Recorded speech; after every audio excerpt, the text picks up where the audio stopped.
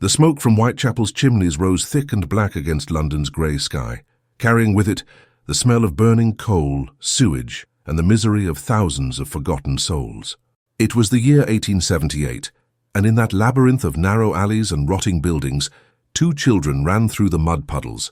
Elena Hartley, only 8 years old, her patched dress and bare feet stained with dirt, and Thomas, a year older, whose blue eyes shone with a light that didn't belong in the surrounding darkness.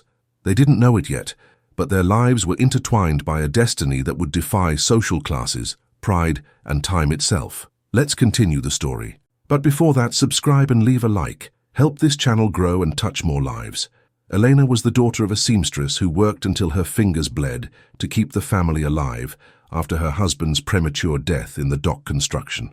The girl learned early that the world had no mercy for the weak, that crying was a waste of energy, and that dreaming cost too much for those who didn't even have enough to eat. But Thomas was different. He had appeared in Whitechapel at age 7, brought by a stern woman who introduced herself as a governess, and disappeared as quickly as she came, leaving the boy in the care of a family of dock workers.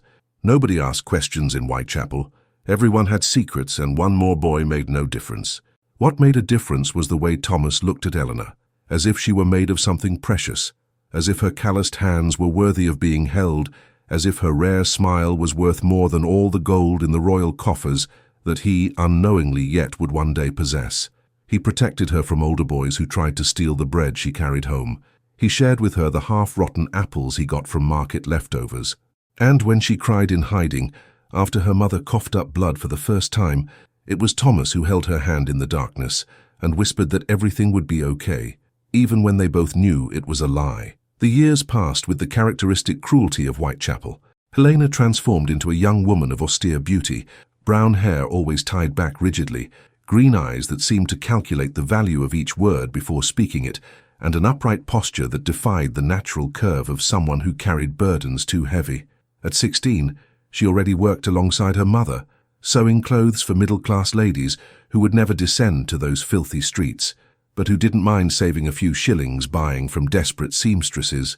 Thomas had grown tall and strong, with broad shoulders from working at the docks carrying boxes, but he maintained that disconcerting gentleness, that way of speaking that sounded too educated, too refined for a Whitechapel boy. It was on a rainy October afternoon, when fog swallowed the streets and cold penetrated to the bone, that Thomas appeared at the door of the small room where Eleanor and her mother sewed by candlelight. He carried a small brown paper package in his hands, and his eyes shone with a mixture of hope and terror that Eleanor couldn't immediately decipher. Her mother, sensing something in the air, mumbled an excuse about needing to fetch more thread and disappeared upstairs, leaving them alone in the silence punctuated only by the drumming of rain on the cracked roof. "Elena," Thomas began, and his voice trembled in a way she'd never heard before. He approached slowly, as if approaching something wild that might flee at any moment. And perhaps he was. I need to tell you something. Something I've kept inside for so long that I feel I'll explode if I don't speak now." He swallowed hard, and Elena saw his hands trembling as he opened the package. Inside was a ring, simple, made of cheap brass, with a small colored glass pretending to be a precious stone. It was ridiculous. It was beautiful. It was impossible. "I love you, Elena," he said, and the words came out in a desperate rush as if they would burn him if they stayed inside one more second. "I've loved you since I first saw you, with mud on your face and fire in your eyes, defying those boys bigger than you. I love you when you frown while sewing, when you laugh, which is rare but it's the most beautiful sound in the world, when you're angry, when you're sad, when you're just existing. I don't have anything to offer you except this cheap ring and this promise. I'll work until my bones turn to dust to give you a better life. We'll get out of here, Elena. Together. Marry me." The silence that followed was deafening. Elena looked at the ring, then at Thomas's hopeful face, and something inside her, something small and scared, wanted to say yes, wanted to throw her arms around him and cry with relief at not being alone, at being loved like this, with such intensity. But then she looked around, at the mouldy walls, at the rusty needles, at the dress she wore patched for the 10th time, and fear came like a cold wave. Love didn't pay bills. Love didn't get anyone out of Whitechapel. Love was a luxury for those who could afford to fail. "Thomas," she said, and her voice came out colder than she intended, protected by layers of pragmatism she'd built as armor. You're my friend, my best friend. But marriage, we're still children, and even if we weren't, look at us. Look at where we are. Do you think a brass ring and good intentions will save us? I'll spend the rest of my life sewing until I go blind like my mother, and you'll break your back at the docks until you can't get up anymore. That's not life, Thomas. That's not a future.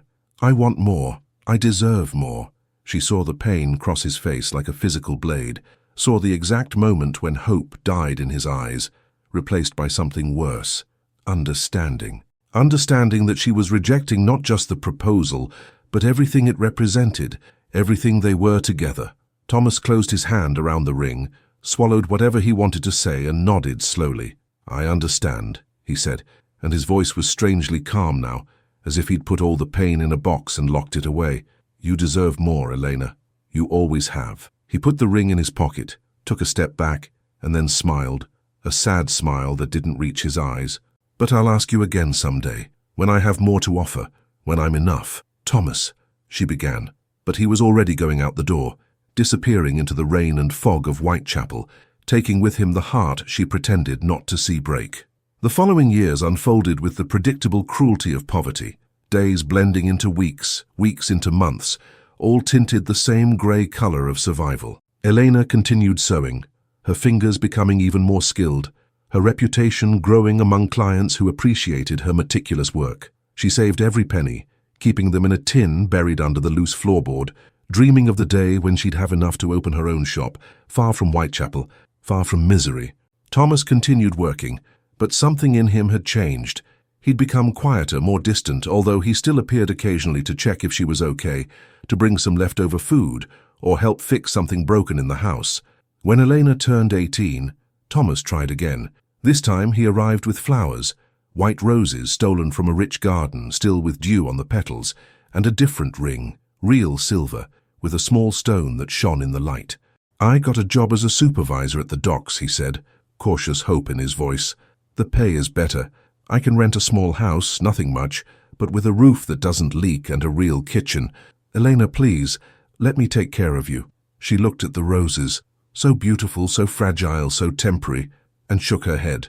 Dock supervisor is still a dock worker, Thomas. It's still Whitechapel with a different name. No.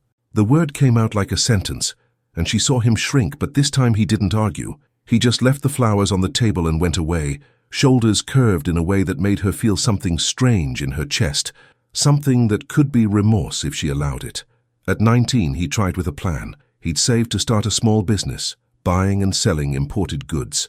It'll grow, Elena. I promise it'll grow. In 5 years, we could have a real house, maybe even employees. You could have your sewing shop and I... But she cut him off before he could finish, her voice sharp as the needles she handled. Businesses fail, Thomas, especially businesses from people like us. I won't bet my future on maybes and promises. At 20, he appeared with news of an opportunity in Manchester, a chance to work in a textile factory, with possibility of promotion. Come with me, he begged. We'll start over together, away from here. She laughed, a bitter sound that had no joy. Manchester? Trade one hell for another? No thanks. When I leave Whitechapel, it'll be upward, not sideways. At 21, he tried with brutal simplicity. I love you, Elena. Isn't that enough? Everything else, money, position, future, we'll build together. But love, we already have that. Don't throw it away. She turned her face, refusing to look in his eyes, knowing that if she looked, her resolve might crack. Love doesn't feed anyone, Thomas. Grow up. At 22, after her mother's death, who finally succumbed to the tuberculosis that had been consuming her for years, Thomas found her at the miserable funeral, just 6 people in a muddy cemetery. He didn't say anything, just hugged her while she remained rigid without tears because she'd learned that tears were weakness. Days later, he appeared with papers. He'd bought a small plot of land on the outskirts of London. We can build something here, a house, a life. Elena, please. Don't do this alone. She looked at the papers, at the dreams written on them, and felt that strange thing in her chest again, stronger now, almost painful, but fear was greater, always was. I don't need you to build my life, Thomas. I never did. At 23, Thomas arrived different. There was something in him, a deep exhaustion, a resignation that frightened Elena more than anything he could have said. He didn't bring flowers, didn't bring a ring, didn't bring plans. He just stood at the door, looking at her as if he were memorizing her face, saving it for some future time when she wouldn't be there anymore. "This is the 7th time, Elena," he said calmly. 7 years asking you. 7 years hoping you'd see what I see, that we could be happy. Not perfect, not rich, but happy, together." He ran his hand through his hair, a gesture of frustration so rare in him that she blinked in surprise. "But you're right. I'm not enough. I'll never be enough for you because the enough you seek doesn't exist. You're chasing something that'll always be one step ahead, and when you look back and realize everything you left behind in the chase, I won't be there anymore." "Then don't stay," Elena responded, and she hated how her voice trembled, hated the heat burning behind her eyes. "Nobody asked you to waste 7 years of your life with me. You chose this. You chose to keep coming back when I made it clear from the beginning that I don't want this, that I don't want you." The lie came out easier than it should have, polished by years of practice. Thomas looked at her for a long moment, and Elena saw something die definitively in those blue eyes that once shone with unwavering hope. "No," he said softly, "you want. You always wanted. But you're so afraid of being happy, so convinced that love is weakness, that you'd rather stay alone in your pride than risk being seen, being known, being loved. And that," he shook his head, sad, "that's sadder than anything Whitechapel could have done to you. Get out," she whispered, the armor cracking dangerously. "Get out now." "Goodbye, Elena," Thomas said, and there was finality in those words that hit her like a punch. I truly hope, that you find what you're looking for. And I hope that when you find it, it's worth everything you sacrificed to get it." He turned to leave, stopped at the door, and without looking back added, "I would have loved you forever, you know, in a little house, in a palace, in hell itself. It didn't matter where, it only mattered that it was with you. But you never believed that, did you? Never believed you could be loved like that." And then he was gone. Elena stood in the silence of the empty room, his words echoing, and felt something warm run down her face. It took a moment to realize they were tears, the first since her mother died. She wiped them away furiously, angry at herself for this display of weakness. But that night, alone in the darkness, she allowed herself to feel for a moment, feel the emptiness where Thomas had always been, feel the fear that kept her trapped, feel the love she'd buried so deep she'd almost convinced herself it didn't exist. Almost. 3 days later, Whitechapel buzzed with extraordinary gossip. Thomas had disappeared. Not gradually, not explainably. He simply vanished like smoke, and in his place remained a void and impossible rumors. Some said he'd fled the city after stealing from the docks. Others whispered about gambling debts and loan sharks. But Mrs. Davies, who worked cleaning houses in Mayfair and heard conversations she shouldn't, came to Whitechapel with a story that made everyone fall silent. Thomas, the dock boy, the orphan without a past, the man who carried boxes and dirtied his hands with honest work, was a prince. Not just any prince, but the last legitimate heir to the British crown, hidden in Whitechapel since childhood by order of the king himself, protected from a conspiracy that had systematically murdered everyone else in the line of succession. The governess who brought him so many years ago had been a royal guardian. The adoptive parents who raised him were actually disguised guards. And now, with the last cousin mysteriously dead the week before, Thomas had been taken to Buckingham Palace to assume his rightful place. Eleanor heard all this as if she were underwater, the world muffled and distant. Thomas, her Thomas, a prince. The words didn't make sense together, couldn't make sense, but it explained everything. The way he spoke, too educated, the way he walked, too upright, the way he looked at her as if she were worthy of kings. Because he was a king, always had been. 7 times, Eleanor whispered to the emptiness of the room. He asked me 7 times, and he was... She couldn't finish the sentence. The implications crushed her like a physical weight. She could have been a princess, a queen, could have had everything, everything she'd always desired, not through ambition or calculation, but because the man who loved her happened to carry a hidden crown beneath his humility, and she'd rejected him. 7 times. Called him insufficient. Said she didn't want him. Eleanor locked herself in the bedroom that night and for the second time in 3 days, cried. But these tears were different. They were of rage. Rage at herself, at her pride, at her stupid fear that had blinded her to what had always been in front of her. Not Thomas's title, not the wealth or position, but the love, true love, patient, unwavering, the kind of love most people spend their whole lives looking for and never find. And she'd thrown it away as if it were worth nothing. 3 years dragged on with the slowness of decades for Elena, each day a persistent reminder of what she'd lost and could never recover. Whitechapel remained the same, dirty, brutal, relentless, but Eleanor had changed. She'd finally managed to leave, not with the triumphant glory she'd always imagined, but with hard work and silent determination. She rented a small space in Clerkenwell, a less miserable neighborhood, where she established her own sewing workshop. Her reputation grew slowly but steadily. Middle-class ladies, and even some from the lower aristocracy, began to seek her out, attracted by her well-made dresses and reasonable prices. Externally, Elena Hartley at 26 was a success story, a woman who'd risen from the gutter and built something respectable with her own hands. She wore dresses she made herself, simple but well cut, that hid her humble origins. She kept her hair in a severe bun that gave her an appearance of greater age and seriousness. She accumulated savings in a real bank account now, not in a buried tin. She received occasional marriage proposals from respectable merchants, men who saw in her a hard-working and pragmatic wife. She refused them all. Internally, Eleanor was a haunted woman. In the 3 years since Thomas disappeared from her life, she'd built increasingly higher walls around herself, convincing herself that being alone was a choice, not a punishment. But at night, when the sewing was finished and clients had gone, when silence filled the small apartment above the workshop, she took from a hidden drawer a small box. Inside was the brass ring, the first one Thomas offered her when they were 16. She'd kept it even after rejecting him, even after saying it meant nothing. She'd kept every ring, actually, 7 in total, each slightly better than the previous, each a promise she'd broken. And she'd kept the letters.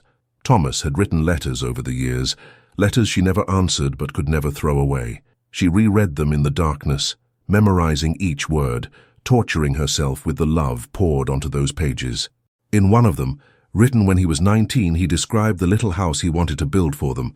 It would have a small garden where you could plant roses, not the white ones I brought you once, but red roses, because you'd say they're too dramatic, and I'd say they match you perfectly. It would have a kitchen where you could finally cook something besides watery porridge, and it would have a fireplace where we'd sit at night, just us two, and you could tell me about your dreams without fear that I'd judge them impossible. Because with you, Elena, nothing is impossible. Elena closed her eyes against the physical pain of those words. He knew her, really knew her. Not the hard version she showed the world, but the scared girl underneath, the girl who dreamed but was too afraid to admit it. And she'd rejected him, repeatedly. The newspapers kept her informed about him, although she pretended not to actively seek the news.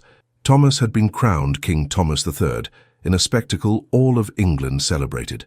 There were illustrations of him in the papers, tall and imposing, with crown and royal mantle, so different from the Whitechapel boy she'd known, but still with those blue eyes she could recognize anywhere. He was described as a fair and compassionate king, surprisingly progressive for someone raised outside the traditional aristocracy. He'd implemented reforms for the poor, improved factory conditions, caused scandal by personally visiting London's slums. Whitechapel received special attention. Elena read with something close to pain how the king had established free medical clinics, schools for street children, work programs. He hadn't forgotten where he came from, hadn't forgotten them. She wondered bitterly if he thought of her when he saw those streets, if her image appeared in his mind when he passed the places where they'd grown up together. Probably not. Probably he'd moved on, as he said he would. Probably she was just a distant memory, a youthful mistake, someone who didn't deserve space in a king's thoughts. The idea hurt more than she'd admit. It was on a common Tuesday, when Elena was focused on finishing a wedding dress for a client, that the letter arrived. Not a common letter delivered by mail, but a letter on heavy parchment, sealed with wax bearing the royal coat of arms. Eleanor held it with trembling hands, her heart beating out of rhythm as she broke the seal. "Miss Eleanor Hartley," it began in elegant calligraphy, "by order of His Majesty King Thomas III, you are summoned to serve at Buckingham Palace as lady-in-waiting to the future Queen, Lady Catherine Beaumont, who will arrive from France for preparations for the royal wedding.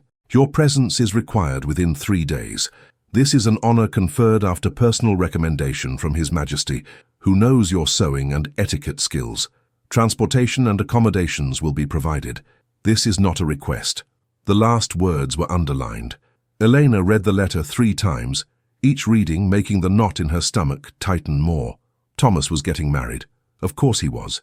Kings needed queens, heirs, political alliances. And he'd summoned her, not invited, summoned, to help prepare the woman who would take the place that could have been hers. Was it revenge? Punishment? A refined cruelty from someone she'd hurt deeply? Or something worse, indifference, a demonstration that she meant so little that her presence at his wedding didn't matter? Eleanor carefully folded the letter and placed it on the table. She looked around her workshop, the space she'd built with hard work, the symbol of her independence, everything she'd worked for, and she realized that none of it mattered. None of it filled the emptiness Thomas had left. None of it warmed cold nights. None of it made her feel less alone, but she'd go, of course she'd go, because you didn't refuse a royal order, and because, although she'd never admit it aloud, she needed to see him, even if just one last time, even if just to confirm that everything was truly lost, even if just to finally let go. 3 days later, Elena was in a royal carriage for the first time in her life, being taken away from everything she knew toward Buckingham Palace. She wore her best dress, dark blue, modest but well-made, and carried a small suitcase with her few possessions. And hidden at the bottom of the suitcase, wrapped in silk handkerchief, was a small box containing 7 rings and a stack of yellowed letters.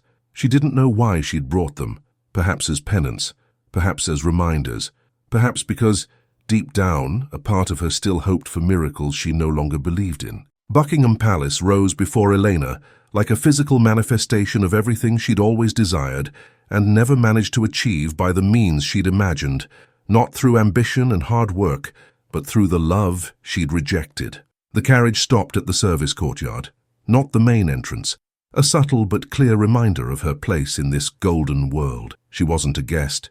She was an employee, a glorified servant with an elegant title, a stern housekeeper, Mrs.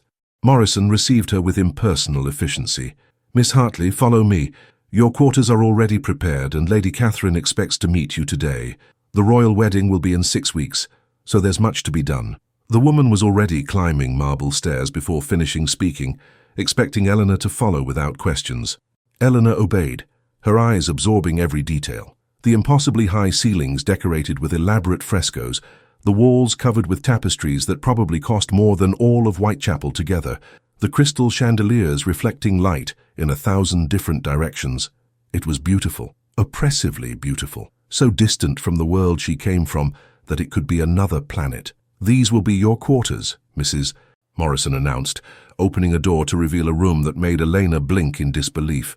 It wasn't huge by palace standards, certainly, but for someone who'd spent her entire life in closet-sized rooms, it seemed obscenely spacious. There was a real bed with velvet curtains, a polished wood desk, a window overlooking the gardens, even a small private bathroom. "Appropriate clothing has been provided for you. Dress and be ready in 1 hour. A servant will come for you." The door closed behind the housekeeper, and Elena was alone in the luxurious silence. Slowly, she walked to the window, looking at the meticulously maintained gardens below. Somewhere in this palace was Thomas. The boy who'd carried boxes at the docks now walked these corridors as owner. The man who'd asked her to marry him 7 times now, prepared to marry another woman. Elena pressed her forehead against the cold glass and closed her eyes. "What are you doing here?" she whispered to herself. "Why did he call you?" But there was no answer, only silence and the weight of regret she carried like a second skeleton. An hour later, dressed in an elegant service dress, dark grey with white details, much finer than anything she'd ever worn, Eleanor was guided through a maze of corridors to the quarters destined for the future queen. Her heart beat so loud she was sure everyone could hear it. Her hands sweated inside the white gloves they'd given her. And then the door opened, and Elena saw Lady Catherine for the first time. She was beautiful. There was no other word. Beautiful in the way women in paintings are beautiful, wavy blonde hair cascading down her back, light blue eyes like porcelain, perfect skin that had never known a day of hard work. She wore an elaborate French dress that probably cost more than Elena's entire workshop, and when she smiled, it was with the natural grace of someone born for ballrooms and tiaras. "Ah, you must be Miss Hartley," Catherine said, and her voice was melodious, educated, kind. "I'm so happy you accepted my invitation. Well, His Majesty's invitation technically, but I insisted I needed someone with your skills. I've heard wonderful things about your work." She gestured for Elena to enter, dismissing the other servants with an elegant wave. "Your Majesty," Elena said, making the curtsy she'd nervously practiced in the room. "It's an honor to serve." "Oh, please, when we're alone, just Catherine," the future queen said with a warm smile. "We'll have to spend a lot of time together in the coming weeks, and excessive formalities are so tiring. Come sit. I want to get to know you better." She indicated a chair near the fireplace, and Elena sat rigidly on the edge, not knowing what to do with her hands. Catherine served tea herself without waiting for servants to do it, and spent the next half hour asking questions about Elena's workshop, her work, her life. Questions that seemed genuinely interested, not just aristocratic politeness. Elena answered carefully, editing Whitechapel into something more acceptable, omitting the most sordid parts of her story. But Catherine was intelligent. Elena saw it in the woman's calculating eyes, in the way she tilted her head when Elena avoided certain questions, in the way she smiled when she caught subtle inconsistencies. And then, when Elena thought the conversation was ending, Catherine said something that froze her blood. "You know him, don't you?" It wasn't a question. It was a statement, said calmly while Catherine stirred her tea. "His Majesty, Thomas. You knew each other before." The silence stretched. Eleanor considered lying, but knew it would be useless. This woman was many things, but foolish wasn't one of them. "We grew up in the same neighborhood," Eleanor finally admitted, her voice carefully neutral. "Many years ago, when we were children, before all this." "Interesting," Catherine murmured, her eyes fixed on Eleanor's face with disconcerting intensity. "So you knew him when he was just Thomas? Not His Majesty, not King, just a common boy." She placed the teacup aside and crossed her hands in her lap, her posture perfect. "I must admit I envy that. I only met him as king. It's hard to really know a person when there's a crown between you." Elena didn't know what to say to that. There was something in Catherine's voice, a sadness, a resignation, that didn't match the radiant bride she should be. "I'm sure the marriage will allow you to know each other better," Eleanor offered weakly. Catherine laughed, but there was no humor in the sound. "You think so? Perhaps. Or perhaps we'll spend our whole lives sleeping in separate beds, fulfilling duties, producing heirs, and remaining polite strangers. That's how it works in royal marriages, you know. Love rarely factors into the equation." She looked directly at Eleanor. "But you already knew that, didn't you? You understand about loveless marriages, about choosing security over feelings." The observation was too casual to be accidental. Elena felt her face heat up. "I don't know what you're talking about, Your Majesty." "Catherine, please," the future queen corrected gently. "And I think you do. I recognize it when I see it. The way you sit, on the edge of the chair, ready to flee. The way you control every word before speaking. The way your eyes never rest, always calculating, always on guard. Those are the marks of someone who trusted once and was broken. Or," she tilted her head, "someone who broke another person and carries the guilt." Elena stood abruptly. "If you'll excuse me, Your Majesty, I should retire. It's been a long day and—" "He never says your name," Catherine interrupted, and Elena froze mid-movement. "His Majesty. In the 6 weeks since I arrived from France, he's been perfectly courteous, perfectly appropriate, perfectly empty. He talks about politics, about duties, about the kingdom, but never about himself. Never about his past, never about—" She paused. "But there's a name he almost says sometimes when he's distracted, when he looks in a certain direction, when there are silences too long, a name that gets stuck in his throat. And then you arrive, personally summoned by him, and suddenly everything makes sense." "Nothing makes sense," Elena whispered, but her voice trembled. "He's marrying you. In 6 weeks, you'll be queen." "Yes," Catherine agreed sadly. "I'll be queen. But he'll never truly be mine, will he? Because his heart already belongs to someone else, always has.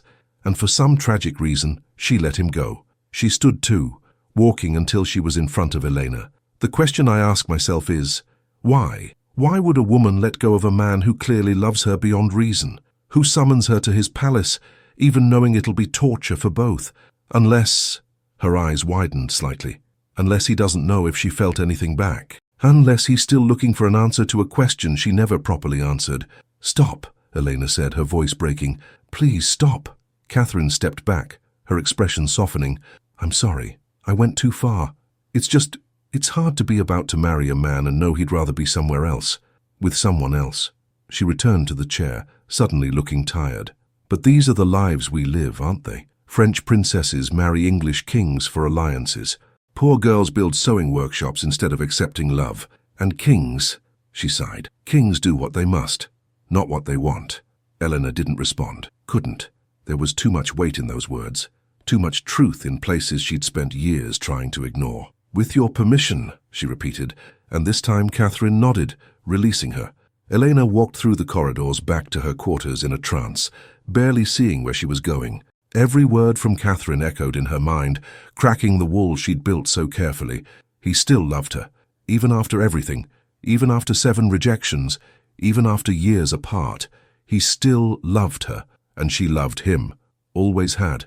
The truth of it hit her with physical force, making her stop in the middle of an empty corridor, hand against the wall to support herself. She loved him, loved that Whitechapel boy with the crooked smile and calloused hands, loved the man who'd asked her to marry him 7 times without ever making her feel inferior for refusing, loved the king who hadn't forgotten where he came from, who used his power to help others like them. She loved Thomas, always had, and it was never pride or ambition that made her refuse. It was fear, pure terror that if she allowed herself to love him openly, if she gave herself completely, he'd have the power to destroy her. So she destroyed him first, preventively, protecting herself by hurting him, and now it was too late. 6 weeks until the wedding. 6 weeks until he belonged to another woman legally and officially. 6 weeks until any possibility of what if died permanently. Elena locked herself in her quarters, and for the 3rd time since Thomas left her life cried. But these tears were different from the previous ones. They were tears of recognition, of acceptance. Acceptance that she'd lost the only man who'd truly loved her. Not by circumstance, not by bad luck, but by her own cowardice.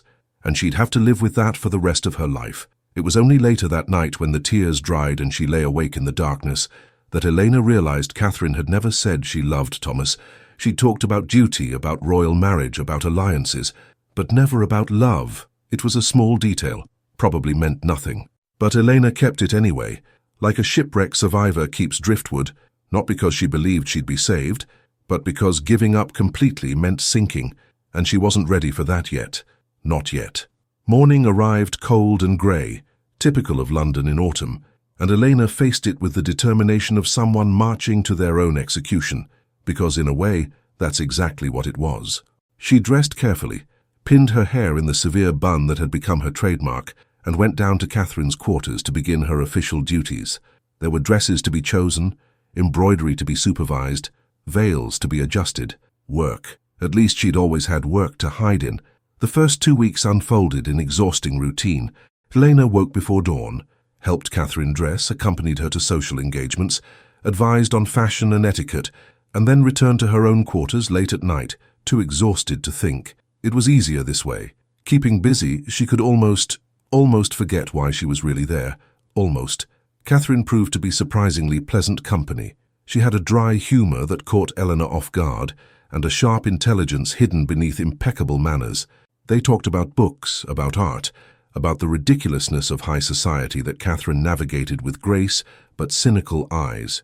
Slowly, something like friendship began to form, a strange kind of friendship built on unspoken truths and mutual sympathy. But there was one thing Catherine never mentioned: Thomas. After that first devastating conversation, his name didn't cross her lips. It was as if they'd both silently agreed that this topic was forbidden territory, too dangerous to explore.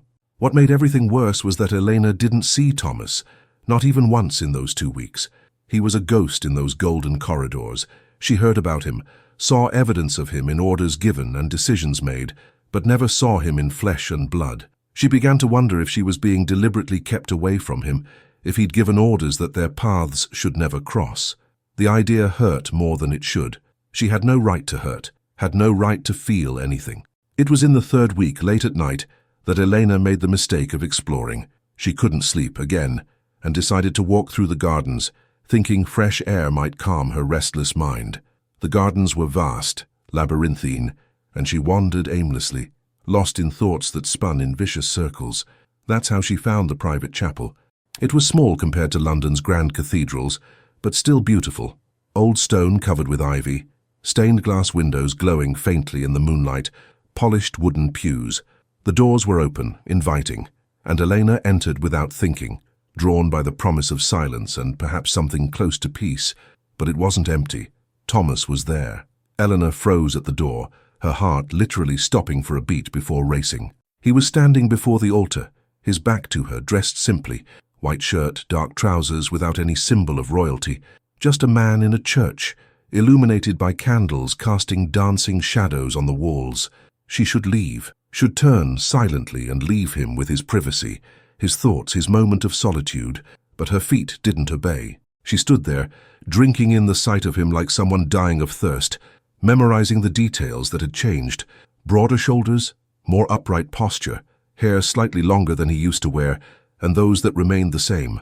Perhaps she made some sound, perhaps he just felt her presence. But Thomas turned slowly, and for the first time in 3 years, their eyes met. Elena stopped breathing. The impact of those blue eyes, so familiar, so changed, hit her like physical force. She saw surprise cross his face, then something darker, more complex, not anger, something worse, resignation. "Miss Hartley," he said, and his voice was the same but different, deeper perhaps, carrying authority it didn't have before. "I didn't expect visitors so late." Miss Hartley, not Eleanor. The formality was like glass between them. "Your Majesty," she responded, making a mechanical curtsy, although every instinct screamed to run to him. "I didn't know anyone was here. I apologize for the intrusion. No," he interrupted, then seemed to reconsider. "I mean, you don't need to leave. The chapel isn't exclusively mine. You have as much right to be here as I do." He turned back to the altar, hands in pockets, posture carefully casual that didn't fool Elena for a second. The silence stretched, heavy with 3 years of unspoken words. Elena knew she should leave, but couldn't, not when this might be her only chance to. To what? Say what? Were there enough words to fix what she'd broken? "Why am I here?" she heard herself ask, the question escaping before she could stop it. "Why did you summon me?" Thomas remained with his back to her for a long moment. When he finally spoke, his voice was carefully controlled. "Lady Catherine needed someone with your skills. You were recommended." "Don't lie to me, Thomas," Elena said before she could censor herself, using his name for the first time, forgetting titles and formalities. "Not after everything. Please." She saw his shoulders tense at hearing the name, saw the internal war visible even from behind, the wanting to turn, the forcing himself to remain distant. And then he laughed, but it was an empty sound, without joy. "Honesty," he said to the altar. "You want honesty now. Interesting." He finally turned, and the expression on his face made Elena want to cry. "The truth? I don't know, Elena. I don't know why I asked you to come. Maybe because I'm a masochist. Maybe because I wanted proof, you know. Proof that it's really over, that you really don't want me, that I can move on and do my duty without always wondering." He took a step toward her, then stopped, maintaining distance as if she burned. "Or maybe because some stupid part of me thought that if you saw me here, saw what I became, you'd finally— But that's ridiculous, isn't it? You made it clear 7 times what you think of me. 8 would be excessive." "No," Eleanor whispered, tears burning her eyes. "No, you don't understand." "Then make me understand," Thomas said, and there was passion in his voice now, the mask of indifference cracking. "Because I spent 3 years trying to understand, Eleanor. Trying to figure out what was missing, what I did wrong, how it could have been different. And the only conclusion I reached is that it didn't matter what I was or did or offered, it would never be enough, because the problem was never me. It was you, your fear, your inability to trust someone, to let someone love you." The words were knives, each one true, each one cutting deep. Elena felt tears stream down her face and didn't stop them.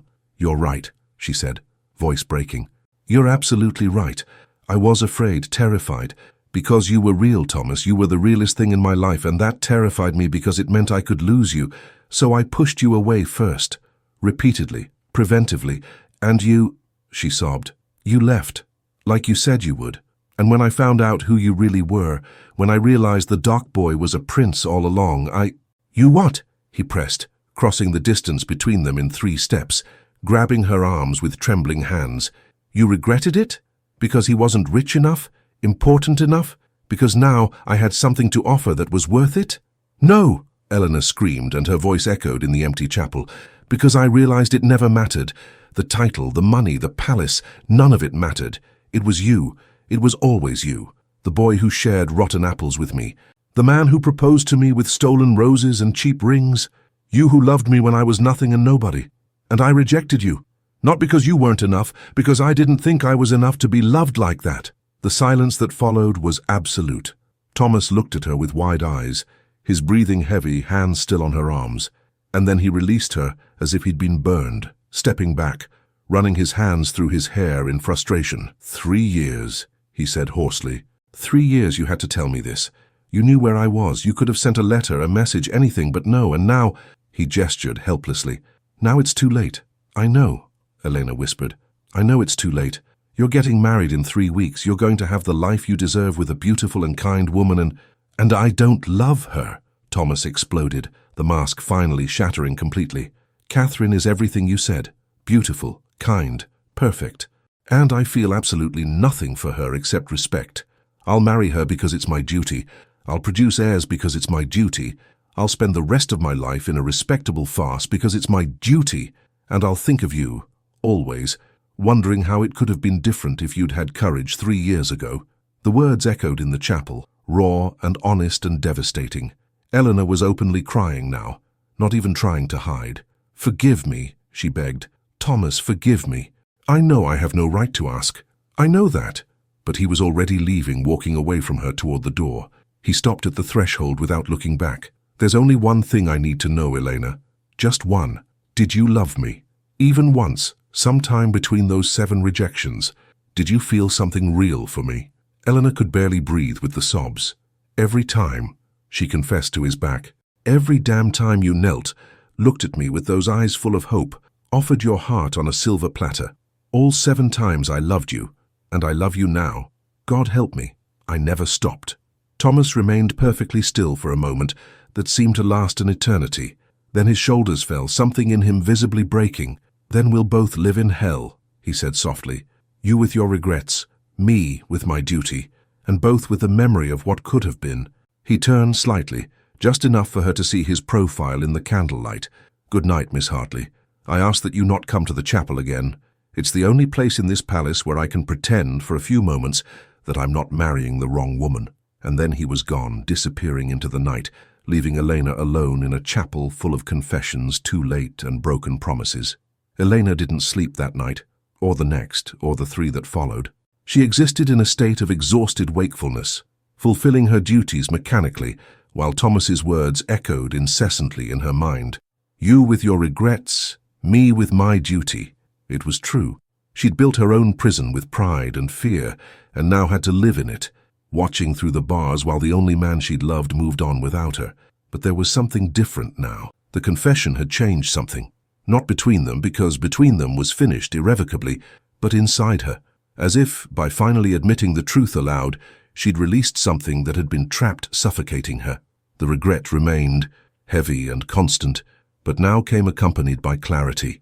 She'd loved Thomas, she'd lost him, and she'd have to find a way to live with that truth. Catherine noticed the change immediately.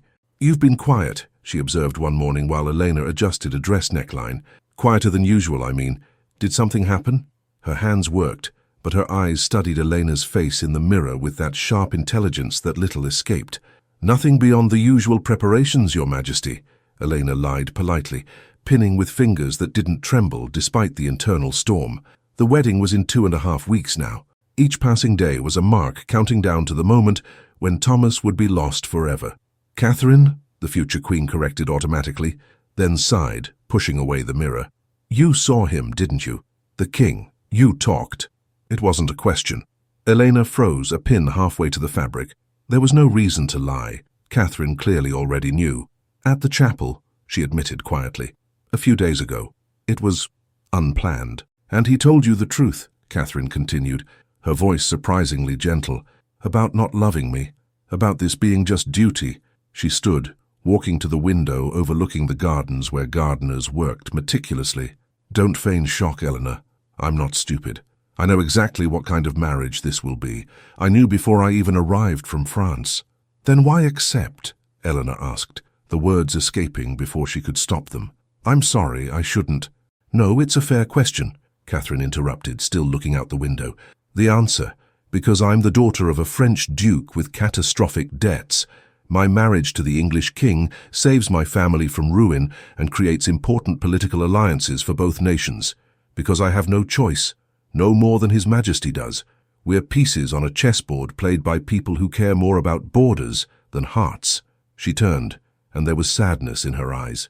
"But you had a choice, Elena, and you chose wrong." The words were cruel precisely because they were true. Elena lowered her eyes, unable to face that too understanding gaze. "I know. And now you'll both pay for it for the rest of your lives," Catherine said softly. "He'll marry me, but think of you. You'll serve here, seeing us together, torturing yourself, and I—" She laughed bitterly.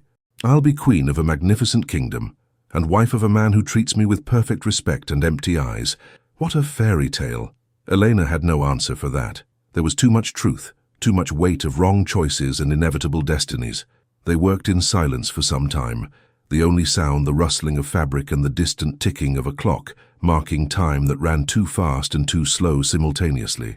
It was that afternoon, while organizing Catherine's quarters, while the future queen attended social engagements, that Elena committed, or perhaps fate committed, another mistake. Or perhaps it wasn't a mistake. Perhaps it was exactly what needed to happen. She was tidying a desk when she noticed a slightly open drawer. It wasn't her intention to invade privacy, but something colorful visible through the opening caught her attention.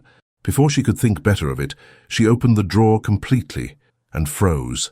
Inside were letters, dozens of them, perhaps 50, all yellowed with age, all in handwriting she'd recognize anywhere because she'd spent years rereading her own copies.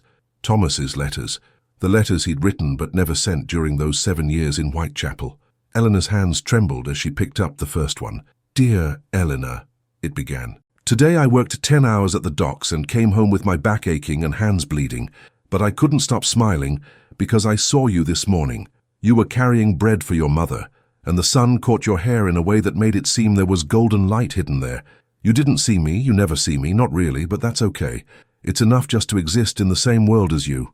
She shouldn't read more. She knew that, but she couldn't stop. She picked up another, then another, each one a piece of heart poured onto paper, each one a window into the soul of the boy she'd repeatedly rejected. "I saved 7 shillings this month, hid them under the mattress where nobody will find them. In 2 years, maybe 3, I'll have enough to rent a little house. It won't be big, 4 rooms at most, but it'll have a roof that doesn't leak and a real fireplace. I'll ask you to cook there with me, to make that space a home, to be my wife. I saw you crying today. You thought you were alone in the alley behind your house, but I was there in the dark, not knowing if I should approach or give you privacy. I chose privacy because I know you hate being seen weak. But Elena, you're not weak. You're the strongest person I know, and if you'd let me, I'd carry your tears, so you'd never have to cry alone again. It'll be the 5th time I ask you. I'm terrified. Terrified you'll say no again, terrified you're right, that I really am not enough. But I'll ask anyway because giving up on you would be like giving up on breathing, and if you say no this time, I'll ask you again, and again, and again, until I have no more strength or until you finally believe you deserve to be loved like this, unconditional, total, eternally." Eleanor was crying by the time she reached the last letter, this one written just days before he disappeared from Whitechapel. "This is the 7th time, and it'll be the last. Not because I stopped loving you, I never will, but because I finally understand that you can't love someone who terrifies you. And I terrify you, don't I? Not because I'm cruel or dangerous, but because I love you without demanding anything in return. And that's terrifying for someone who spent their whole life believing everything has a price, that love comes with strings and traps. So I'm leaving, Elena. Not physically, not yet at least, but I'll stop asking, I'll stop waiting. I'll stop making you feel you need to reject me to protect yourself. I love you. I'll always love you, and that'll have to be enough, for both of us." Eleanor bent over the letters, hugging them against her chest, and finally allowed herself to feel the full weight of what she'd lost. Not just a man, not just a potential future, but this pure, patient, unwavering love. This love that knew her completely, and loved her not despite her flaws but including them.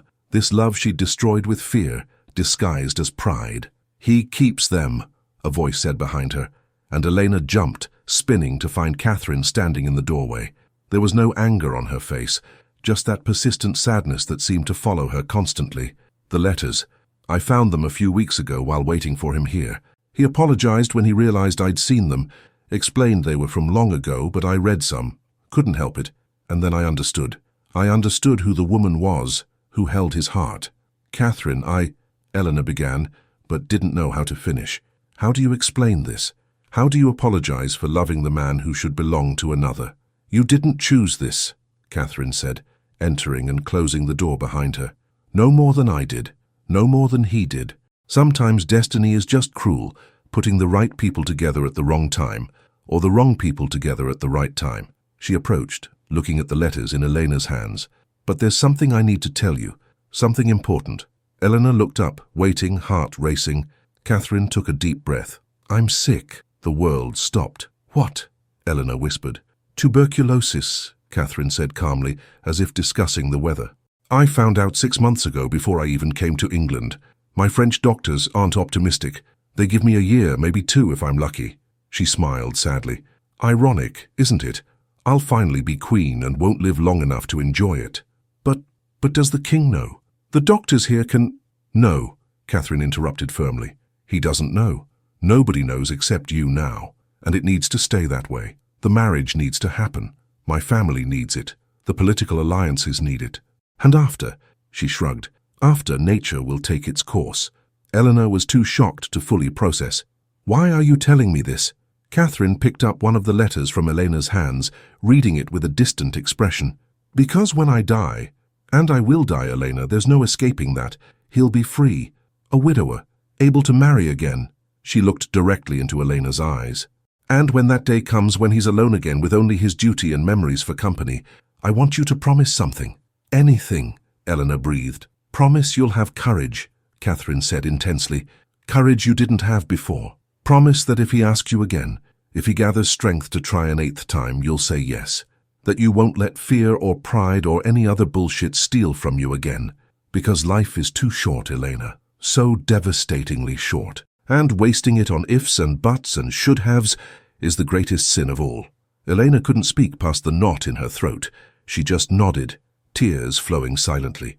Good, Catherine said, picking up the letters and putting them back in the drawer carefully. Now that we know where we stand, we can move forward.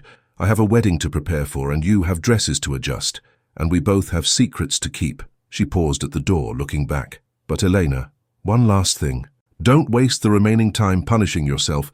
He loved you, you loved him, and someday, if there's any justice in this world, you'll have the chance you deserve. So prepare yourself. Be ready. Because when I leave, I want to know I left something good behind. And you two together, that would be something very, very good. And then she was gone, leaving Elena alone with letters that didn't belong to her, and a promise she'd carry for the rest of her life. The 2 weeks until the wedding dragged and flew simultaneously, each day a contradiction of time seeming endless and insufficient. Eleanor threw herself into work with almost manic desperation, sewing as if each stitch could somehow sew together the broken pieces of her heart.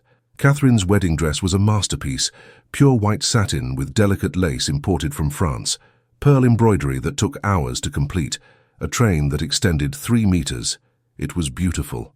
It was a prison. It was a symbol of everything that was wrong but inevitable. Catherine deteriorated visibly in those weeks.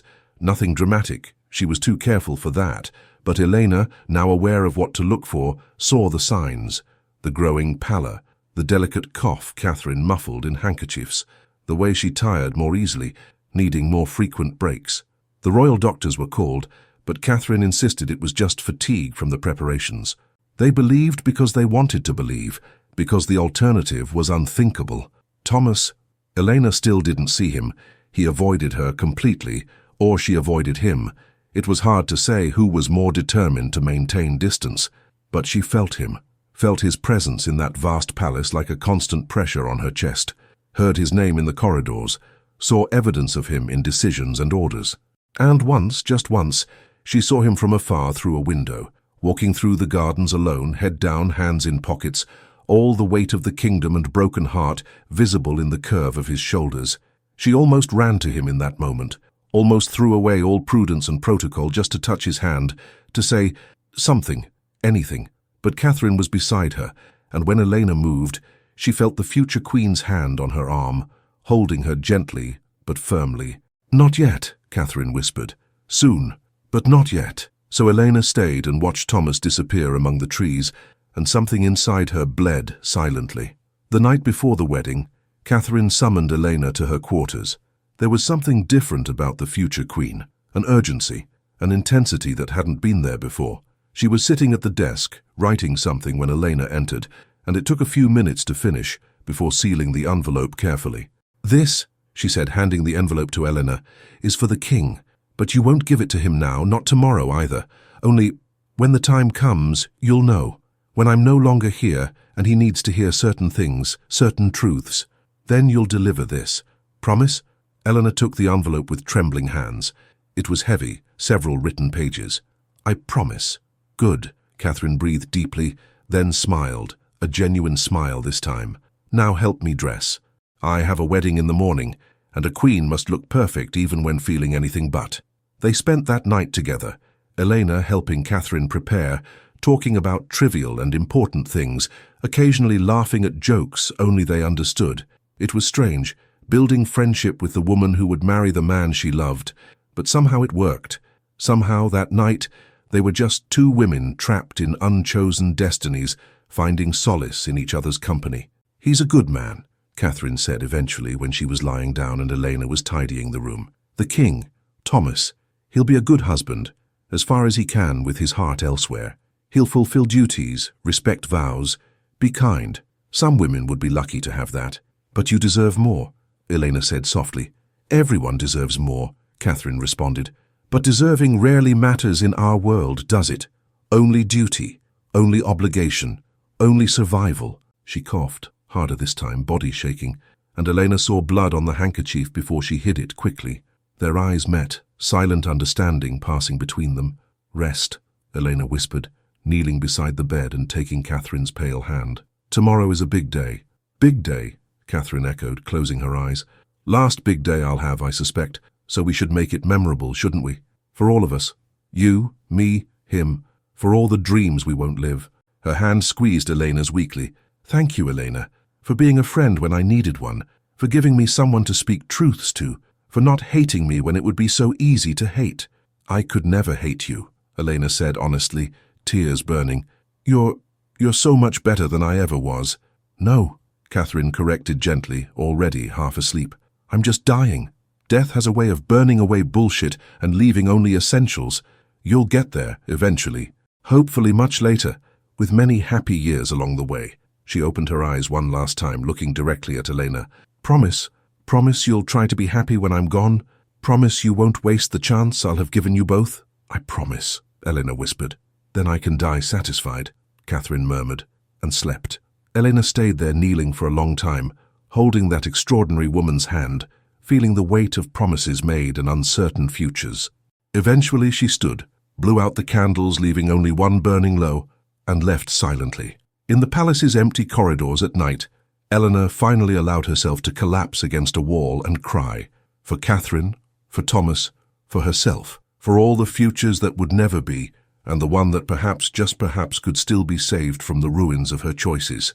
But first, there was a wedding to survive. The royal wedding day dawned clear and cold, the kind of autumn morning in London where the air cut like glass, and the sky was mercilessly bright blue.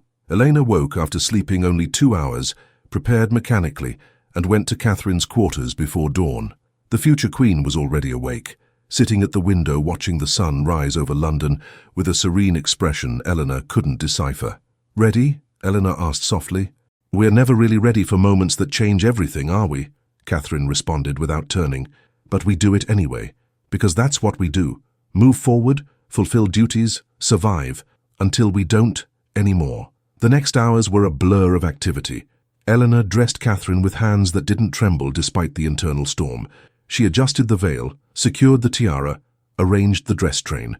Catherine endured it all with gracious patience, occasionally taking Elena's hand and squeezing, silent reminders of friendship, gratitude, shared promises. When she was finally ready, Catherine was a breathtaking sight, beautiful in an almost supernatural way, ethereal as if she were already not entirely of this world. The dress's white made her pallor seem intentional, romantic. Nobody would see the illness. Everyone would see only a radiant queen. "How do I look?" Catherine asked, turning to Elena with an ironic smile. "Perfect," Elena responded honestly, voice thick. "Absolutely perfect." "Kind liar," Catherine murmured, but smiled. Then she became serious. "Elena, when it's over, the wedding, The reception, the whole spectacle. You'll leave. You won't return to your quarters here. There's a carriage waiting in the East Gardens that'll take you back to your workshop. It's already arranged. What? No, I can't just... You can and will, Catherine interrupted firmly. I release you from your service, effective immediately after the ceremony. Staying here, seeing us together day after day, that would be cruelty. For you and for him. So go home, Elena. Live your life. And when I'm gone and he comes looking for you, because he will, you'll be there. Not here in this gilded cage, but out there in the real world where you can build something true. Elena wanted to argue, but knew it was useless. Catherine had decided, and when Catherine decided something, it was final. I'll miss you, Elena said, and it was a deep truth. And I'll miss you, Catherine responded. But goodbyes shouldn't be long, dear. Some people are meant to be comets, bright, brief, changing everything as they pass. I've made my peace with that. I hope you make yours too. There was no time for more. They could already hear music starting below, guests arriving, the grand spectacle preparing. Catherine took a deep breath, assumed her mask of perfect nobility and turned toward the door. Catherine, Elena called, and the future queen stopped. Thank you, for everything, for being you, for giving me hope when I didn't deserve it. Everyone deserves hope, Catherine responded, even those who spend too much time running from it. And then she was gone, gliding through the corridors toward the destiny she'd chosen, or that had been chosen for her. Eleanor followed at appropriate distance, taking her designated position in the cathedral, where the ceremony would take place. It was Westminster Cathedral, magnificent and ancient, filling rapidly with nobility from all over Europe. Crystal chandeliers hung from the ceiling. White flowers, roses, lilies, orchids, filled every available space. The organ played softly, sounds reverberating off the centuries-old stones. And then Thomas entered. Elena stopped breathing. He wore full royal uniform, deep red with gold embroidery, medals gleaming on his chest, sword at his side. The crown rested heavily on his head. It was impressive. It was terrifying. It was everything he'd never wanted to be, but had become out of duty. But it was his face that broke Elena's heart. It was perfectly composed, perfectly royal, perfectly empty. He could have been a statue for all the emotion he showed. And when his eyes swept the crowd and found hers, just for a second, just a moment suspended in time, she saw everything there. The pain, the resignation, the love he'd buried but never completely killed. And then the moment passed. He looked forward to the altar where he'd wait for his bride and became the king again, distant, untouchable, lost to her. The music changed. The doors opened. Catherine appeared. She walked alone, her own choice, rejecting the tradition of being given away by her father. Nobody gives me to anyone, she'd said when planning. I choose this, as far as there's choice, so I'll walk by myself. And she walked, slow, graceful, every step measured and perfect. When she reached the altar and stood beside Thomas, they were a fairy tale image, handsome king and beautiful queen, united before God and country. Elena forced herself to watch every moment. It was penance, self-punishment, and perhaps something more, witness. Someone needed to witness the truth beneath the spectacle. Someone needed to remember that these two human beings were sacrificing happiness on the altar of duty. The ceremony unfolded with ancient solemnity. Vows were exchanged in firm voices. Rings were placed with hands that didn't tremble. And when the Archbishop announced, "I pronounce you husband and wife," Elena felt something tear inside her. Definitive ending, door closing, future dying. But then Catherine coughed. It was delicate, muffled, but in the cathedral's solemn silence, it carried. Thomas turned instantly to her, concern briefly crossing his face before the royal mask returned. Catherine smiled, reassuring, serene, and held his hand. And in that touch, Elena saw genuine kindness from both sides. Not love, it would never be love, but respect, compassion, acceptance of shared destiny. It was more than many had, less than anyone deserved. The procession exited the cathedral to screaming crowds.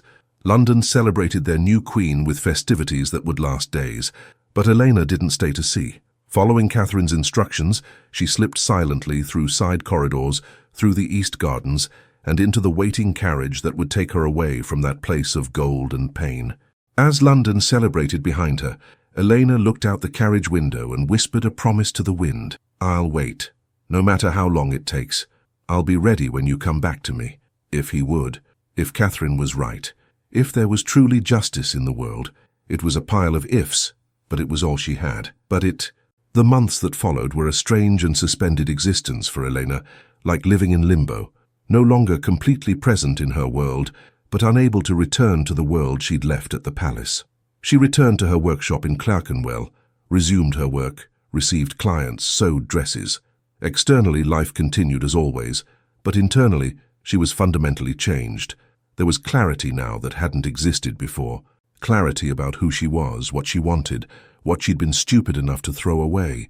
And with that clarity came something new, something that could be called peace, if peace could coexist with deep regret. She'd finally stopped running, finally stopped hiding behind walls of pride and fear. She'd confessed the truth to Thomas, to Catherine, to herself, and although the truth didn't change anything in the present, at least she lived in it honestly now.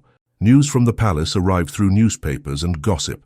The king and queen were seen together at state events, always courteous, always appropriate. There were no scandals, no dramas, just respectful partnership of two people fulfilling roles. Queen Catherine was described as gracious, intelligent, kind. She'd implemented charity programs, patronized the arts, received foreign dignitaries with elegance. She was the perfect queen, except she was dying. Eleanor saw it in the details others didn't notice. Photographs in newspapers showing Catherine increasingly pale, thinner, events cancelled due to the Queen's indisposition, royal doctors being summoned with growing frequency. The tuberculosis did its slow but inevitable work, and although the palace maintained the facade, those who knew what to look for saw the truth. Thomas must know now. Impossible he didn't.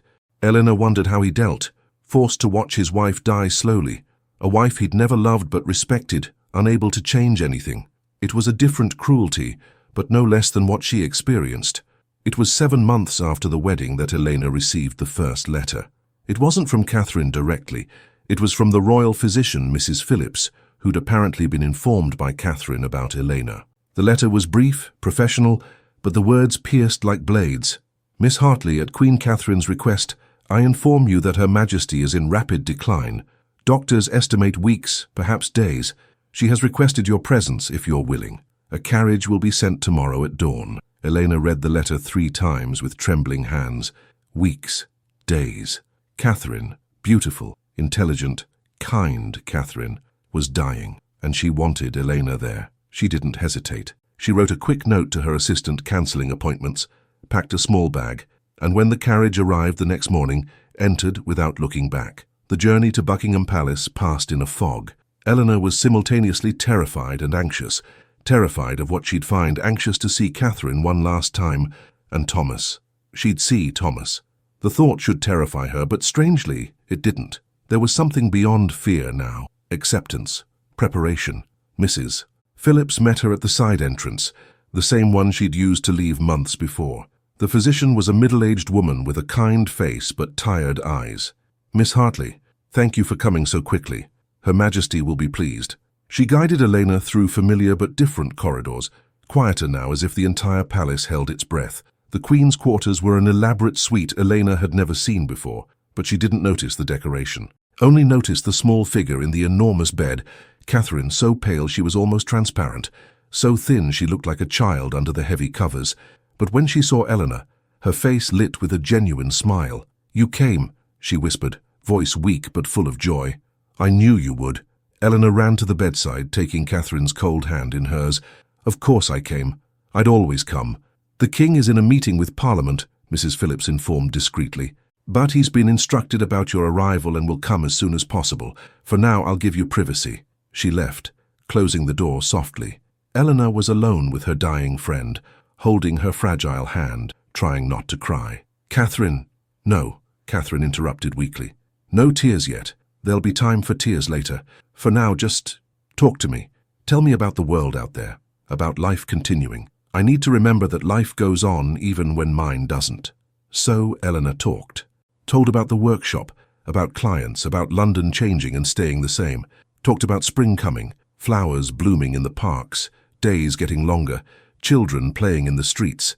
Simple things, beautiful things, things Catherine wouldn't live to see but could imagine. Catherine listened with closed eyes, peaceful smile on her face, and when Elena finally stopped, not knowing what else to say, Catherine opened her eyes and looked directly at her. The letter, she said.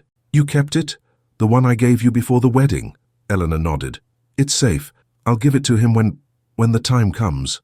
Good, Catherine breathed, then coughed. Terrible, shaking, staining the handkerchief red. When it stopped, she was exhausted. It won't be a long wait now. Days, Mrs. Phillips said. Maybe a week if I'm lucky. Though it doesn't feel like luck, dragging this out longer. Don't say that, Eleanor pleaded. You're strong. You've fought so hard. And I'm tired of fighting, Catherine interrupted gently. It's okay, Elena. I'm ready. I've made my peace. I leave the kingdom in good hands. I leave Thomas. She paused, eyes searching Elena's. I leave Thomas in your hands. Take care of him, yes? When I'm gone. He'll pretend he's okay, that's what kings do, but he won't be. And you're the only one who can truly reach him, the only one he lets in. I promise, Elena whispered. I'll take care of him. Love him as I always should have. Be brave. I know, Catherine smiled. That's why I can leave in peace, because I know I'm leaving something good behind. You two, together. It's a gift I can give from beyond the grave. It's not much, not the life you should have had, but it's something, and something is better than nothing. They sat in silence for a while, hand in hand, two women united by love for the same man, one leaving, one staying, both carrying the weight of choices made and unmade. That's how Thomas found them when he finally arrived, Elena sitting beside his wife's bed, holding the pale queen's hand, both looking at him with expressions mixing sadness and something more, something like hope. He stopped at the threshold, and Elena saw the impact of seeing her there cross his face before the royal mask returned. But Catherine saw too, and smiled, small, knowing. Thomas, she said softly, come, sit, we need to talk, the three of us. About past, present, and the future that will come, when I'm no longer here to complicate things. And that extraordinary afternoon, sitting in the quiet room with death waiting patiently in the corners, they talked about truths that should have been said long ago, and began the slow, painful, necessary process of finally letting heal. Catherine died 3 days later, in the early morning hours when London still slept, and the palace was silent except for the soft ticking of clocks marking time that had ended. Elena was there, as she'd been almost constantly since arriving, holding one of the Queen's hands while Thomas held the other. There was no dramatic agony, no grandiose last words, just Catherine opening her eyes one last time, looking at both, smiling weakly and whispering, finally, I can rest. And then she was gone. Elena felt the exact moment when life left the body, the hand she held becoming just flesh, the spirit that animated that extraordinary woman flying to wherever spirits go. She closed Catherine's eyes gently, arranged her hair, pulled the covers to her chin, making her look peaceful, rested, free. Thomas didn't move. He sat there holding his dead wife's hand, looking at her face with an empty expression. He didn't cry, not yet, but Elena saw the storm inside him in the way his shoulders trembled almost imperceptibly, in the way his jaw tightened. Thomas, she said softly, placing a hand on his shoulder. I'm so sorry. She was good, he said, voice hoarse. She deserved better than this, better than me, better than a loveless marriage and premature death. She knew you respected her, Eleanor offered. Knew you did the best you could. She didn't blame you, never blamed you. But I blame myself, Thomas whispered, for not being able to love her as she deserved, for marrying her knowing my heart was elsewhere, for... He stopped, finally looking at Elena, and there was raw pain in those blue eyes. For still loving you, even now, even with my wife dead in front of me. What kind of man does that make me? A human one, Elena said firmly. Flawed, complicated, human. Catherine knew, Thomas. She always knew. And she made me promise before she died that I'd be brave when the time came, that I wouldn't run again, so... She took a deep breath. She has a letter for you. She asked me to deliver it when she was gone. Eleanor took the crumpled envelope from her pocket. She'd carried it with her constantly for the last 3 days, waiting for the right moment. She handed it to Thomas with hands that trembled only slightly. He took the envelope, looking at it as if it were a bomb about to explode. Then slowly, he broke the seal and began to read. Elena didn't know what the letter said. Catherine hadn't shared the contents, but she saw the impact in the expressions changing on Thomas's face. Surprise, pain, something that looked like relief, and finally, tears. Silent tears streaming down his cheeks as he read his dead wife's final words. When he finished, he carefully folded the letter and pressed it against his chest. She blessed us, he said, voice breaking. She wrote that she wanted us to be happy, that we shouldn't waste second chances, that, he sobbed, that the best gift she could give us was freedom to finally be together without guilt. Elena was crying too now. She was extraordinary. She was, Thomas agreed. He stood slowly, carefully placing Catherine's hand over her chest, arranging her with reverence. Then he turned to Elena, and there was determination on his face through the tears. But she's gone now, and I have to fulfill her last wishes. I have to be happy. We have to be happy. Thomas, not now, he interrupted quickly. Not here, not like this. There'll be royal mourning, weeks of it, months. There'll be duties to fulfill, appearances to maintain. But after, he took Elena's hand, squeezing it. After I'll come to you. I'll ask an 8th time. And this time, he looked deeply into her eyes. This time, what will you say? Elena didn't hesitate. Yes, she whispered. Yes, yes, 1,000 times yes. You don't even need to ask. The answer will always be yes now. He pulled her into an embrace, quick, tight, desperate, and then released her as they heard footsteps approaching. Duties called, reality intruded. But for a moment, just one rare and precious moment, they'd been just two humans holding each other through the storm. The palace woke to news that the Queen had died. London entered mourning. Bells rang in every church, flags lowered to half-mast, the entire city dressed in black. The funeral was a grand spectacle. Catherine buried with full royal honours, dignitaries from all over Europe attending, Thomas walking behind the coffin with a stone face while crowds wept. Elena watched from afar, not part of the official procession, but there nonetheless. Watched them bury Catherine in a royal tomb where kings and queens had slept for centuries. Watched Thomas place white roses on the coffin, not red as a lover would give, but white for respect, friendship, gratitude for the sacrifice made. And when it was all over, when the crowds dispersed and the palace fell silent again, Eleanor returned to her workshop, returned to her life, and waited. Waited while London mourned. Waited during months of official mourning. Waited while Thomas fulfilled duties as widowed king. Meetings, decisions, endless responsibilities. Waited with patience she'd never had before, with certainty forged through regret and redemption. Waited because finally she was ready, and he would come. She knew he would. Catherine had ensured it, and when he came, Eleanor would be there, not running, not hiding, not allowing fear to govern her again, would be there, waiting, ready to finally say yes. 6 months after Catherine's death, on a cold autumn night that strangely mirrored that first night when Thomas had asked Elena to marry him so many years ago in Whitechapel, a simple carriage stopped in front of Elena's workshop. It wasn't a royal carriage, just common transport, discreet, the kind that wouldn't attract attention, but Eleanor knew, felt it in the air, in the way her heart raced, in the way her hands trembled over the sewing she was working on. He came. She heard footsteps on the stairs, not running, not hesitant, just determined, heard a knock on the door, firm, clear, and when she opened it, there was Thomas, not as king this time, not with crown or uniform or any symbol of royalty, just as a man, dressed simply, hair slightly dishevelled by the wind, eyes those she'd recognize anywhere, in any life. Eleanor, he said, and just her name sounded like a prayer. Thomas, she responded, and it was invitation, promise, yes. They stood there at the door for a suspended moment, years of history weighing between them, 7 rejections, 3 years apart, a royal marriage, a death, and finally, this chance. This 8th chance Catherine had given them with her final blessing. Then Thomas moved. He entered, closed the door behind him, and before Elena could speak, before she could breathe, he was kneeling. Not figuratively, literally kneeling on the floor of her workshop, the King of England kneeling among threads and needles and fabric scraps, holding a small box she recognized immediately. Inside were 8 rings, the 7 he'd offered her over the years, from cheap brass to fine gold, and a new one.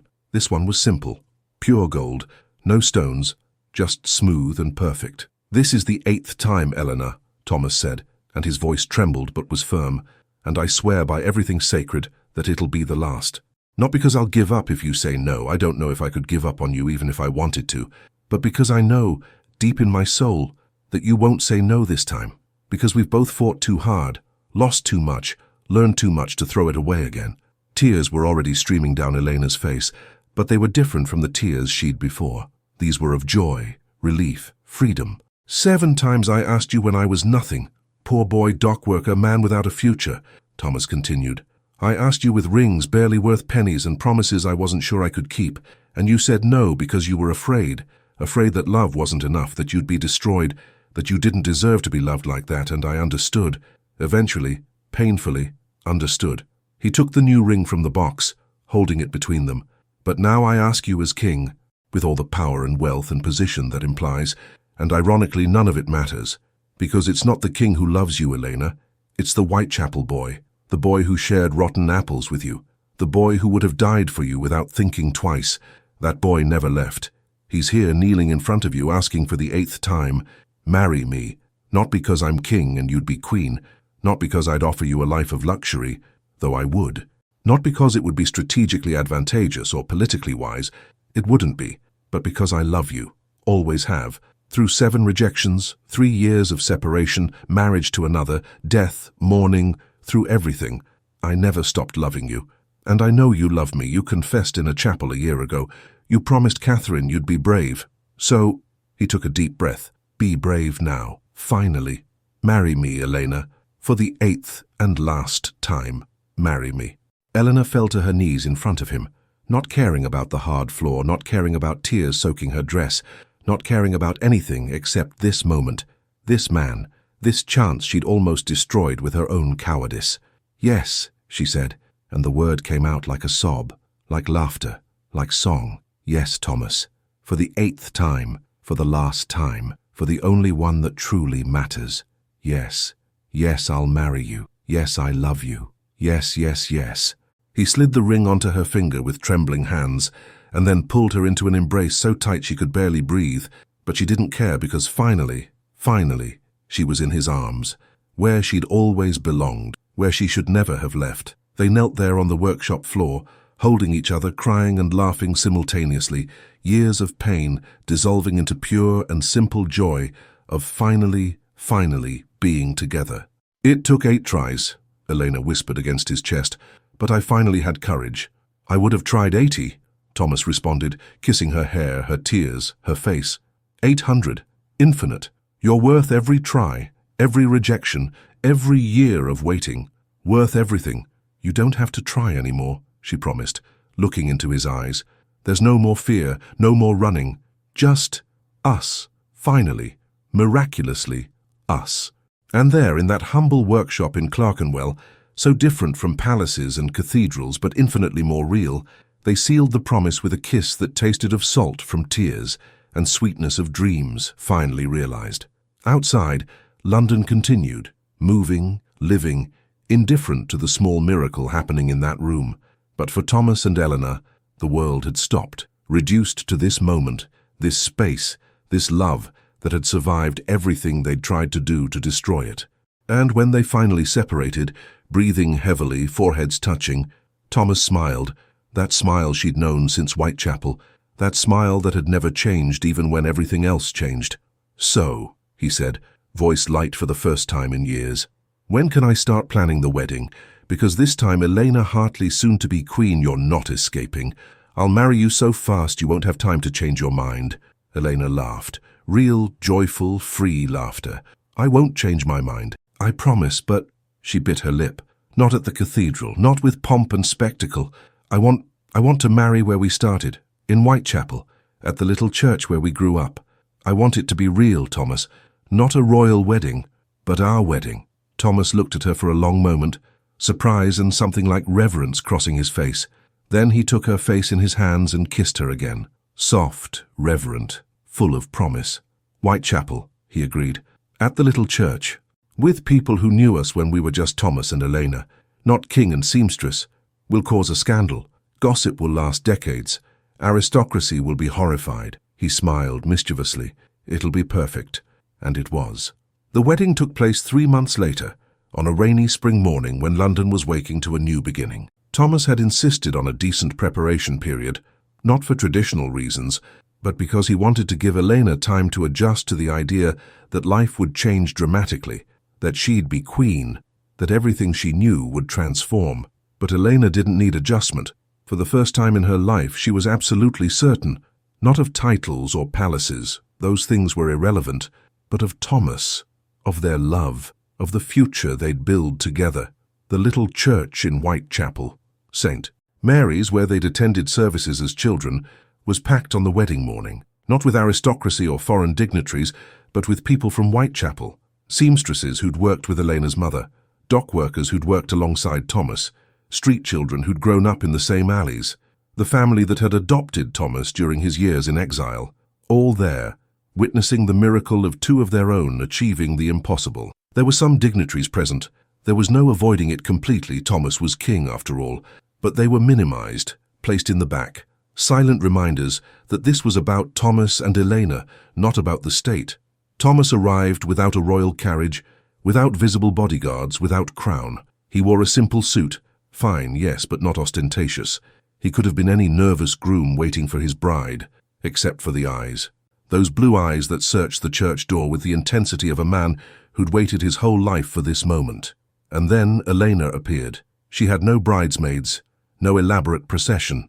She walked alone down the dirty Whitechapel sidewalk, under light rain, wearing a dress she'd sewn herself, simple, beautiful, true, pure white but without extravagant embroidery, without a dragging train, without a veil hiding her face.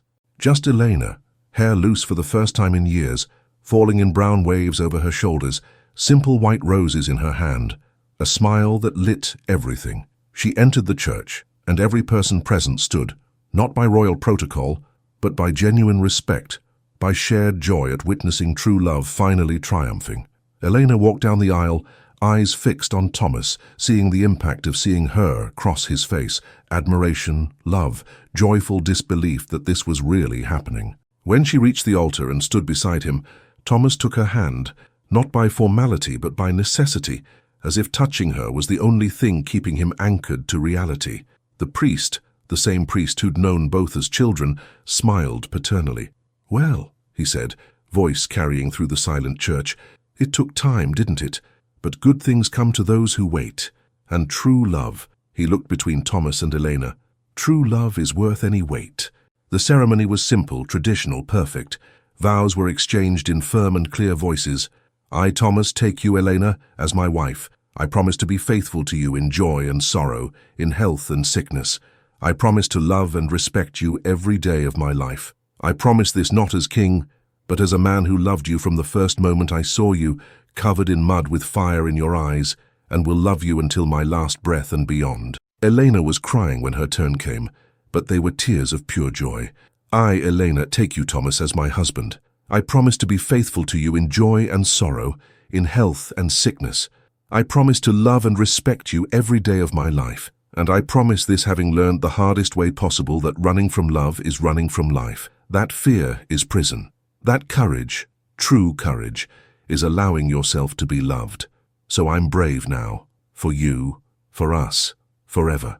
Thomas slid a ring onto her finger. Not the new one, but the first one. The brass ring he'd offered when they were 16. Polished now, shining in the light, filtered through simple stained glass. And beside it, he placed a fine gold wedding band, symbol of past and present, of who they were and who they'd become united. Elena did the same, placing a simple band on his finger, marking him as hers. "By the power vested in me," the priest declared, voice thick with emotion, "I pronounce you husband and wife. Thomas, you may kiss your bride." Thomas didn't hesitate. He pulled Elena into a kiss that was promise, redemption, celebration of everything they'd survived to get here. And the church exploded in applause, not restrained aristocratic applause, but joyful Whitechapel shouting, people stomping feet and whistling and laughing, because two of their own had made it against all odds. When they finally separated, Thomas pressed his forehead against hers and whispered, 8 times, worth every rejection, every tear, every lonely year, because it brought us here, to this moment, to you, saying yes. "I'll never say no again," Elena promised. "About anything, not to you." They exited the church under rice thrown by laughing children, under rain that had diminished to soft drizzle, under sky beginning to clear. And there on the street, on the same street where they'd played as children, where they'd grown up, where everything began, Thomas picked Elena up in his arms and spun her, laughing like he hadn't laughed since he was 9, and the world was still full of possibilities. "My wife," he said, amazed. "My queen, my Elena." "Yours," she agreed. Finally, completely, eternally yours. And then, because they couldn't help it, because it was perfect, he kissed her right there on Whitechapel's dirty street, in front of everyone, King and Queen of England, not caring about dignity or protocol, just two humans in love, celebrating the miracle of finally being together. London continued around them, indifferent, eternal, but for Thomas and Elena, the world had stopped, reduced to this moment, this kiss, this love that had survived everything, and it was enough. More than enough, it was everything. 5 years later, on a warm summer afternoon, Eleanor sat in Buckingham Palace's private gardens watching their 3 children play among the rose bushes she'd planted herself. Not white roses like Catherine had suggested so long ago, but red, deep, vivid, beautiful red, because Thomas said they matched her and she finally believed him. Thomas sat beside her, hair greying at the temples now but eyes still that impossible blue, taking her hand. Automatic gesture after 5 years of marriage, 5 years of waking beside each other, 5 years of building the life they'd chosen together. "What are you thinking about?" he asked, intertwining fingers with hers. Eleanor looked at the rings she wore, the original brass one she never took off, and the gold wedding band beside it. Looked at the children, 2 girls and a boy, running and laughing with the carefree joy of children who'd never known Whitechapel, who'd never known poverty or fear or the pain of denied love. "I'm thinking," she said slowly, "about chances, about how many times you gave me the chance to make the right choice. 7 times I failed, but on the 8th, she turned to look at him, smiling. "On the 8th, I finally got it right." Thomas brought her hand to his lips, kissing the wedding band, then the brass ring. "8 is our number," he said. 7 for you to learn, 1 for you to choose. "And I've chosen you every day since," Eleanor said. "In every decision, every moment, every breath, I choose you." "And I choose you," he responded. "Always will." They sat there in the comfortable silence of people who didn't need to fill every moment with words, watching children play, feeling warm sun on faces, knowing that everything, all the pain, all the rejections, all the tears, every lonely year, had been worth it to get here, to this moment, to this life, to this love that had survived everything the world had thrown at it and emerged not just intact, but stronger. "Thomas," Eleanor said eventually when the sun began to set and children were taken by governesses for dinner, "do you regret it?" "What?" he asked, genuinely confused.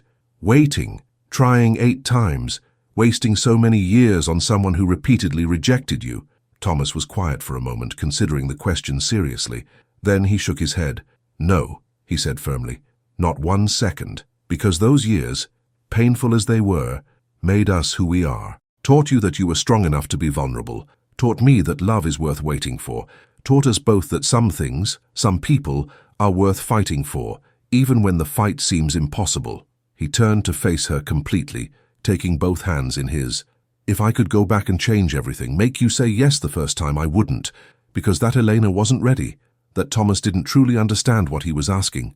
We needed those years, that pain, that growth. We needed Catherine and her wisdom and sacrifice. We needed to reach the end of ourselves to finally truly find each other." 8 times, Elena whispered. "Tears, good tears, burning. You asked me 8 times. And you said yes when it truly mattered," Thomas responded. "When we were both ready, when it could be true. So no, my love, I regret nothing, because everything brought us here, to this life, to these children, to us." Elena kissed him, soft, sweet, full of years of love and gratitude and admiration for the man who never gave up on her even when she gave up on herself. "I love you," she whispered against his lips. "For the 8th and last time, for eternity. I love you." "And I love you," he responded. "Always. In every life, every world, every version of us that exists, I'll always love you." And there in the gardens they'd cultivated together, surrounded by red roses and memories of everything they'd survived, Thomas and Elena held each other as the sun set over London. Their London, their life, their love. Finally, eternally, perfectly theirs. The 8th time had been the charm, and it had been worth every previous attempt to get here, worth everything.